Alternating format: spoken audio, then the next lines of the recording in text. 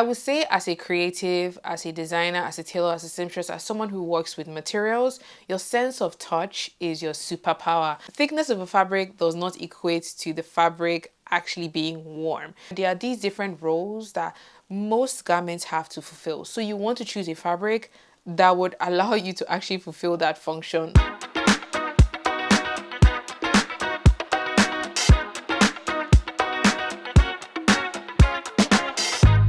What's up, Katie and welcome back to the channel. My name is Priscilla. I'm a Nigerian menswear designer based in the UK, and in this video I'm going to be sharing some practical tips that would help you if you're sourcing for fabrics for your next sewing project or collection or design. These would come in really useful if you're shopping in store or you're shopping online. So if you'd like to find out what these are, make sure to keep on watching. Give this video a thumbs up if you do enjoy it. If you're someone who is new to sewing or you're more experienced, leave any further questions you have in the comment section down below and let's have a healthy, juicy conversation. I'm going to be linking a sort of like a post I done recently about like different fabrics for different seasons with their composition, if they're natural fibers or stretch. I posted this on Instagram, so I'm going to link it down below. You can download this and use this as a reference for yourself if you don't even know what kind of fabric to use for your project. I just thought it would be like a helpful tool or resource that you guys would have at your fingertips to guide you when you're sourcing for fabrics for your designs. With that out of the way, let's jump straight into the video. The way I like to work usually is I have my design, which I then go ahead to draft a sewing pattern for. So I have an idea of what type of fabric that I want to use. Now, if you're someone who is either making a pattern or you have your pattern store-bought, like on a ready-made type, usually it would say the type of fabric that the pattern requires. If it's a pattern that requires woven fabric, it would say on the pattern pack. Stretchy fabric, it would say. Most times it will also say how much fabric you need as well. So that would give you some kind of guidance when you're going into the shop to buy fabrics for your project. So let's say you don't have a sewing pattern yet, or you want to go the freehand route, or you're thinking about draping your garment. Some questions that you should ask yourself before buying that fabric is, do you want the garment to have structure or do you want it to drape? Do you want it to be flowy? Do you want it to have movement? Do you also want it to be specific to a season? Maybe it's really hot in your country, or it's very cold, or you want something that is nice and breathable. When you answer all these questions, you kind of narrow down your fabric options as you are browsing in the store or as you are browsing online. Say, for example, you live in a country like Nigeria that is really warm. You know for certain that some fabrics and a no-go area because they just will be too hot to wear in that country. If you live in the UK, like I do, and it's usually cold and grey, and you want to make like a really nice coat, you just know there are some fabrics that will suit that project a lot better. If you want to drape a garment, for example, you know you'll be reaching for a fabric that has a little bit more movement, is nice and flowy, and would be easy for you to manipulate as you drape it on your mannequin, on yourself, or on your client. Okay, so you have arrived in the fabric shop, you have your pattern, you have a rough idea of what you want to make, but you're not really sure of what fabric that you want to use. I would say as a creative, as a designer, as a tailor, as a seamstress, as someone who works with materials, your sense of touch is your superpower. Touch everything, feel the fabric, touch it, feel it. Does it feel smooth? Is it scratchy? Is it thick? Is it thin? Because if you just look at it, you can't really tell all of these features from you just looking at the fabric. It's always very helpful to go in and actually touch the fabric, rub it against your skin. Is it something that feels comfortable? Is it something that would sit on the part of your body that you want it to sit? So if you want to make a blouse, you know you might want to reach for a fabric that's a little bit soft, maybe smooth, because that is going to be most likely directly on your skin. Another thing that would be very helpful to do is to do the drape. I call it the drape test. So just hold a small section of that fabric and pull it, see if it has stretch. Then if it moves, if it tugs, if it bounces back, then you know it's a fabric that is stretchy. You can also do the wrinkle test, which is basically just squeeze a corner of the fabric to see if it wrinkles, if it holds structure, if it holds shape.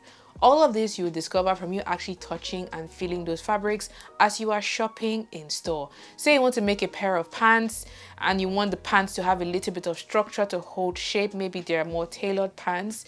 From you touching and feeling all those fabrics, you get a better sense of which one would suit that project best. Now let's talk a little bit more about weight and opacity, which is basically how heavy the fabric feels, or if it's something that is a bit more transparent or something that is thick. I just want to emphasize here that thickness of a fabric does not equate to the fabric actually being warm.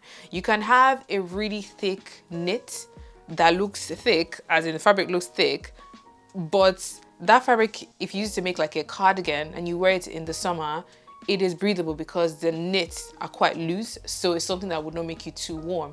Whereas there are actually very thin fleeces that will trap heat and will make you so hot. So it looks thin, you think it won't keep you warm, but because of how the fabric is built, it would actually keep you warm. So thickness does not always equate warmth. I just want you to keep that in mind when you're sourcing fabrics. It is also good to see if the fabric is transparent, which would help you know if you need to get a lining for that fabric. So if you can raise the fabric just a little bit to like a source of light, or put your hand under it, you'll be able to see if it's a fabric that is transparent, that requires you to get a lining if you're using it for a part of the garment that you don't want your skin to be on show, or you just want to add a bit more body and structure to the garment. Another helpful thing to keep in mind is the weight of a fabric. Now, there are many types of cottons, there are many types of silks, many types of chiffons, and you want to choose a fabric that would work for the garment for that part of your body. A very good example of this is cotton voile, which would make for a nice fabric to make like a blouse, but it would be awful to make pants because it's too light, it's too soft, it wouldn't really hold shape very well. Shopping for fabrics online honestly sometimes can feel like such a gamble, because I just talked about how it's important to touch and feel and, you know, see if the fabric is transparent or not. But when you're shopping online, you lose that ability to actually touch your fabric because you can't see the item physically. Some things that you can keep in mind as you browse on that website is read the product description very well. Most sites will tell you what the weight of the fabric is in GSM. So the higher the GSM, the heavier the fabric is. That'll give you an idea of the weight of the fabric. Also, it will tell you the composition. Most websites will tell you if it's 50% this or 50% that, 100% cotton. You can clearly see the composition of the fabric in the product descriptions. Most platforms or most websites will tell you so. If they don't, reach out to them and ask them, what is this made from? I would like to know. So that would guide my purchasing decision. Reviews will also be your best friend, because most times when people buy from a website, they will leave reviews on if the fabric was good, if it served their purpose. Some places actually would allow you to upload pictures, so people will be able to upload pictures of what they've made with the fabric, so you get an idea of what kind of project you could actually create with that fabric. So let's actually match function to fabric. You want to create a garment using a fabric and have the garment do the thing that you want it to do, whether that is a t-shirt, PJs, underwear, swimwear. There are these different roles that most garments have to fulfill. So you want to choose a fabric that would allow you to actually fulfill that function, or allow you to wear that garment to that particular occasion that you have in mind. So I'm just going to go through like different garment categories and just share some example fabrics that you could explore if you wanted to make any of these.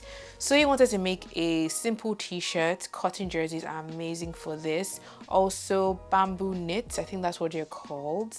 If you wanted to make summer dresses, you know, you wanted to gravitate towards fabric that are lightweight cotton, fabrics that are nice and breathable, like your viscose, your tencel, your rayon. These make for amazing summer dresses because they have a little bit of flow, they're breathable in the heat, and they're just comfortable and drape really, really well. If you wanted to make jackets, outerwear, or garments that you wanted to hold a little bit of structure, you know you want to grab fabrics that have structure and hold body really well. So your denim, your canvas, wool blends are also amazing for this. Fabrics like jacquard. What I do, and some people might find this controversial, is I actually like to use upholstery fabrics to make my outerwear. So fabrics that you would use to make furniture or used to make bags. I love using those fabrics for like really statement outerwear, because why not? As long as the fabric fulfills the purpose and as long as the fabric is able to wash and hold shape really well, I use those sometimes, and I honestly love fabrics like jacquard for this particular reason. Say you wanted to make activewear, so garments that you'll be bending, stretching, running, moving your body or performing in. You want fabrics that have stretch.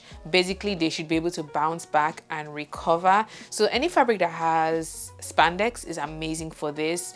Nylon knits are also great because you want the garment to, move with you and not have the seams break or not have the fabric stretch to the point that it's not able to hold back its shape after you've you've done the squat and you've stood up. You want the garment to stand up with you as well. So you want a lot of stretch in any fabric that you want to use to create activewear or performance wear. The final category on my list is loungewear. Fabrics like French terry, modal jersey are amazing for this because they're nice and soft. They have a little bit of stretch in there, so they just feel so good on the skin. You want to be making your PJs, your robes, your dresses, basically pieces that you just want to feel comfortable and cozy in. These are some fabrics that you could possibly explore to create garments like that. Before you buy a fabric, especially if you're using it for a big project, a big collection, I would highly recommend that you do a bunch of tests before you commit. And I'm speaking from experience when I share this. If you can, buy half a meter and do the wash test, which is basically wash to see if the fabric is going to shrink when you wash it, if it's going to bleed, if it's going to lose color when you wash it, if it's also going to shrink under heat when you iron it after washing and drying. So if you can get a small fat quarter or a little swatch or half a meter, if the shop doesn't allow you to get like a small sample, please do those tests before you commit to buying like a huge amount of that fabric.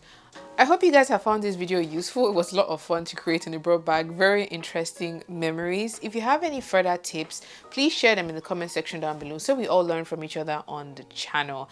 Until my next video, have a good morning, afternoon, and evening wherever you are. And thank you so much for watching. Bye.